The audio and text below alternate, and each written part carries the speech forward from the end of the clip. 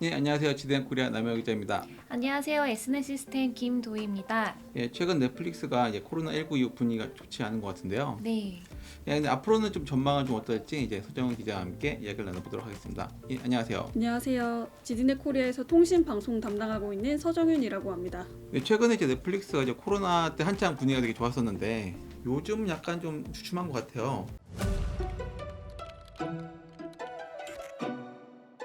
SK 브로드밴드랑 소송하면서 좀 시끄러운 것 같은데 이거는 왜 그런 건가요?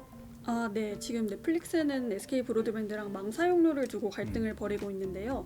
이게 굉장히 먼 과거로 거슬러 올라가요. 이게 2015년 9월에 양사가 망 사용에 대해서 협의를 진행을 했다고 합니다. 그 다음에 2016년 1월 미국 시애틀에서 처음으로 넷플릭스가 SK 브로드밴드 망에 연결을 했고 이어서 2018년 5월에 SK 브로드밴드가 이 망 연결 지점을 시애틀에서 일본 도쿄로 변경을 했습니다. 넷플릭스 측의 주장은 2016년에 망을 처음으로 연결할 당시에 비용 정산에 대해서 서로 언급을 하지 않았었대요. 그렇기 때문에 무정산 합의가 된 것이 아니냐 이렇게 주장을 하고 있습니다. 왜냐하면은 그 넷플릭스 측에서는 만약에 비용을 내는 거라면 그때 당시에 비용에 대해서 언급을 하거나 아니면 뭐 문의를 했었어야 됐는데 그때도 문의가 없었고 또 2018년에 이 망 연결 지점을 미국 시애틀에서 일본 도쿄로 옮길 당시에도 그 SK 브로드밴드 측에서 돈을 달라는 이야기를 한 번도 하지 않았었대요. 그래서 무정산으로 합의가 이뤄졌기 때문에 망 사용료를 내지 않아도 된다 이렇게 주장을 많이 하고 있습니다. SK 브로드밴드 측의 주장은 2016년에 망을 연결했던 곳은 퍼블릭으로 연결이 된 곳인데요. 네. 여기는 서로 양사가 돈을 내지 않아도 쓸 수 있는 그런 트래픽이 적게 발생하는 그런 망이라고 하더라고요.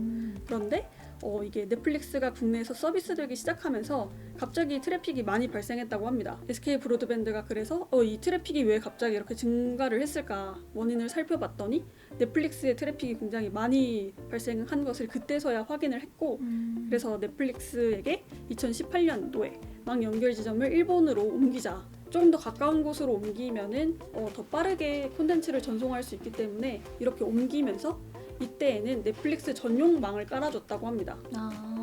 이 전용망을 깔아줘야지만 소비자들이 조금 더 선명하고 좋은 화질로 좀 더 깔끔하게 영상을 볼 수 있기 때문에 그렇게 했다고 하는데요. 그 망 사용료에 대한 합의를 조금 더 뒤로 밀어놓고 일단은 연결을 먼저 시작했다. 이게 SK 브로드밴드 측의 주장입니다. 2019년 정도에 SK 브로드밴드가 방통위에 망 이용 대가 협상 재정을 신청을 했어요. 그 이듬해에 넷플릭스가 SK 브로드밴드에 소송을 제기를 했는데요. 방통위 협상 재정 결과가 나오기 전에 일단은 우리는 돈을 낼 필요가 없다. 이런 취지의 소송을 진행을 했고요. 지난해 6월 열린 1심 재판에서 재판부는 SK 브로드밴드 측의 손을 들어줬습니다. 넷플릭스가 그 이후에 항소를 진행을 해서 지금까지 계속 재판이 진행되고 있는 상황입니다. 근데 말씀을 들어보니까 국내에는 지금 이런 상황인데 사실 해외의 넷플릭스는 어떻게 하고 있는지 또 궁금해지기는 하네요. 해외에서도 넷플릭스가 조금 더 비즈니스 모델을 다각화하기 위해서 좀 많이 노력을 하고 있는 것 같아요. 그 계정 공유를 금지하는 것도 그 중에 하나라고 볼 수 있고 또 내년 초에는 광고 요금제를 넣는다고 하는데요. 이게 광고를 보는 대신에 조금 더 저렴한 가격으로 넷플릭스를 볼 수 있는 형태라고 생각을 하시면 될 것 같습니다. 최근에 넷플릭스가 스튜디오나 배급사들이랑 그 광고 요금제를 어떻게 꾸릴 것인지에 대해서 좀 협상을 많이 진행을 하고 있다고 하더라고요.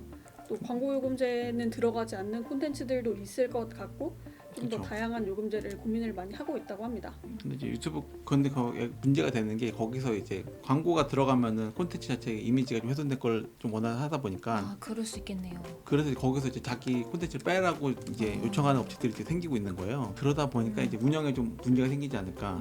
이게 좀 얘기가 나오고 있는 거죠. 어려운 점이 많은 것 같긴 하네요. 사실 그 가장 큰 문제 중에 하나가 우리나라에서는 되게 콘텐츠가 잘 되고 있고 뭐 연달아 성공을 하고 있긴 한데 해외에서는 이렇게 투자를 엄청나게 많이 하잖아요.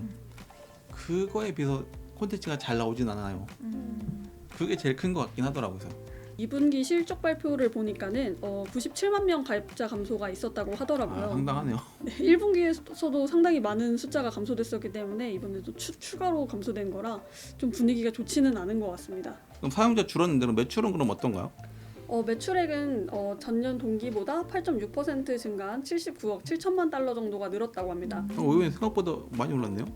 네, 그렇습니다. 아무래도 1분기에 그 러시아에서 사업을 철수했기 때문에 그쪽에 들어가는 비용이 조금 줄어들었고 또 최근에 그 가격을 인상하면서 그 영향이 있지 않았나 싶습니다. 계정 공유를 못하게 막겠다 이런 소식들이 좀 들리는데 이게 좀 기정사실화된 건가요? 최근에 넷플릭스에서 남미 지역을 중심으로 계정 공유를 제한하는 것을 테스트를 하고 있는데요. 지역 기반으로 일단 추적을 해서 이 TV의 IP가 같지 않으면은 그 추가금을 부여하는 방식으로 제한하고 있는 것으로 알고 있습니다.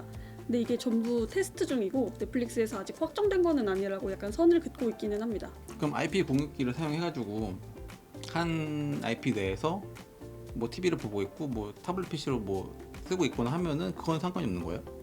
네, 같은 주소를 기반으로 해서 그렇게 하는 거는 괜찮은데 한 계정이 여러 개의 주소에서 같이 TV로 보고 있다든지 그럴 경우에는 추가금을 부여하는 것으로 알고 있습니다.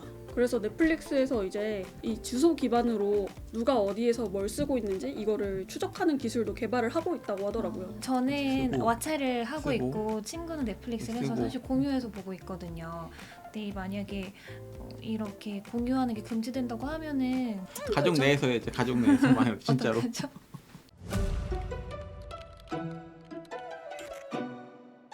그럼 앞으로는 좀 어떻게 보고 있는 건가요? 그래서 이런 쪽으로 좀 전략을 좀 많이 바꾸고 있는 건가요? 최근에 그 넷플릭스 기자간담회를 다녀왔는데 그쪽에서 그 하반기 예능 프로그램 라인업을 조금 보여주셨어요. 근데 좀 기대가 될 만한 작품들이 몇 개가 있더라고요. 테이크 원이라는 작품이 있는데 이게 그 넷플릭스 코리아에서 처음으로 시작하는 음악 예능 프로그램이라고 합니다. 가수들이 단 한 번의 무대만 할 수 있다면 어떤 무대를 하고 싶은지를 보고 그 가수가 원하는 무대를 바로 꾸며주는 그런 프로그램인데 정말 제작비도 많이 들어갔고 그만큼 화려하고 좀 감동적인 무대를 보여주고 있는 것 같았습니다. 또 그리고 솔로지옥 2가 또 굉장히 재미가 있다고 들었습니다. 네.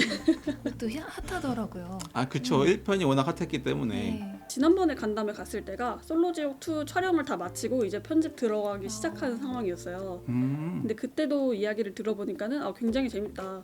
그 촬영분만 봐도 시즌 1보다는 훨씬 재밌다. 그 말씀을 하시더라고요. 근데 넷플릭스는 아무래도 해외 업체다 보니까 뭐 국내 제작한 제품들도 많지만 사실 뭐 기묘한 이야기라든지 종이의 집이라든지 되게 해외 컨텐츠들도 많이 들어오잖아요. 그래서 진짜 사람들이 볼 게 많기 때문에 우리나라에서 그래도 가입자 1위 OTT인 거죠. 이게 깨지지는 않을지 혹시 어떻게 생각하시는지 궁금해요. 사실 저희도 주변에 보면은 다들 넷플릭스는 좀 기본적으로 구독을 하고 그 이후에 좀 추가적으로 다른 거를 막 몇 개 더 하는 그런 느낌이 있는 것 맞아요. 같더라고요. 저도 그러고 있어요. 제가 전망하기가 참 어렵기는 한데 네네. 그래도 앞으로 넷플릭스가 조금 비즈니스 모델을 다각화한다면은 조금 더 돌파구가 있지 않을까 이렇게 생각을 하고 있습니다. 최근에 이렇게 계정 공유를 막는 것도 사실은 가입자 이탈이 좀 심하기 때문인 걸로 알고 있는데 뭐 콘텐츠 라인업을 조금 더 늘린다든지 아니면 오리지널 콘텐츠를 강화한다면 충분히 이탈한 고객들을 다시 데리고 올 수 있지 않을까 싶어요.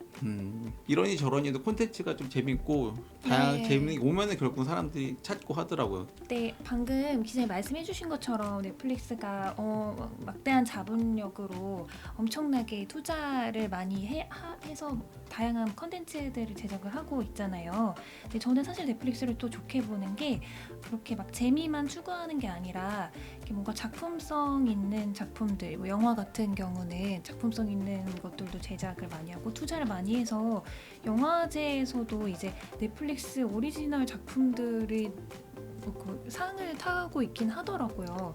그래서 저는 넷플릭스가 말도 많고 탈도 많지만 그 영향력이 있는 만큼 그렇죠. 사회고발도 네. DP 같은 것도 사실 그 얘기 많았었어요. 네. 만약에 그게 넷플릭스가 아니었으면 우리나라에서 못 나왔을 거란 얘기 있었거든요.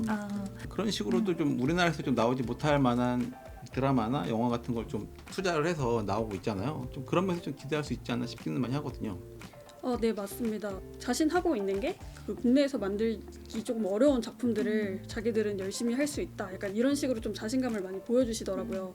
우린 제작비도 많이 쓸 수 있고 네. 시리즈 같은 경우에도 사전 제작으로 모두 끝내기 때문에 좀 더 공을 들여서 작품을 만들 수 있다. 이런 말씀을 좀 많이 하시는데 그런 면에서 하반기 작품들이 또 굉장히 기대가 많이 됩니다. 열심히 그냥 구독하고 기다려야겠네. 네.